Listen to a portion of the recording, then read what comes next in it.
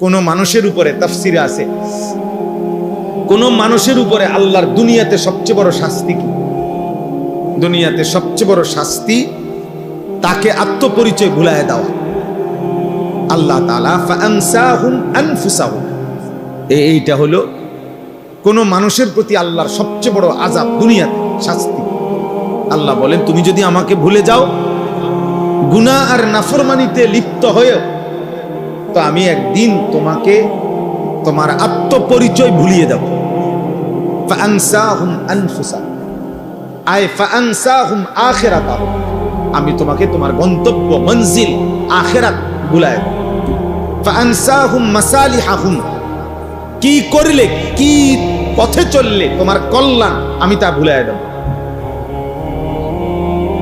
আমি আল্লাহ যাকে পথ ভোলা করে দেব তাকে হেদায়েত দিবে কি?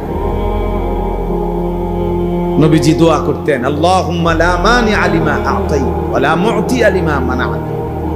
আয় আল্লাহ, আপনি দিলে বাধা দিবে কে, আপনি না দিলে দেবে কে?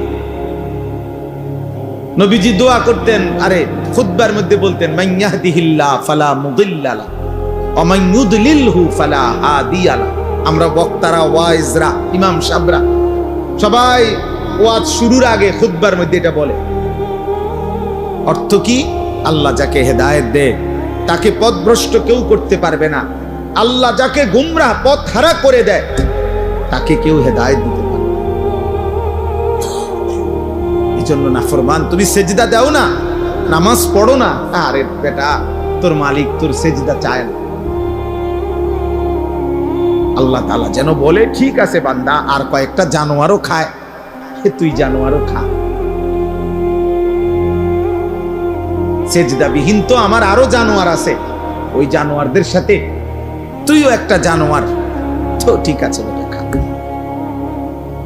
কুকুর বিড়াল খাইলে আর তুই খাইতে সমস্যা নেই, ঠিক আছে, যেহেতু সেজদা ছাড়াও আমি আরো অনেক জানোয়ারকে খাওয়াই, তো তোমার মতো দুই একটা জানোয়ার খাওয়াইলে আর অসুবিধা, সমস্যা কোথায়? এজন্য আত্ম উপলব্ধি চাই। এই মাহফিল, এই ওয়াজ, কোরআন সুন্নাহর এই আলোচনা দিল জাগাইতে চায়।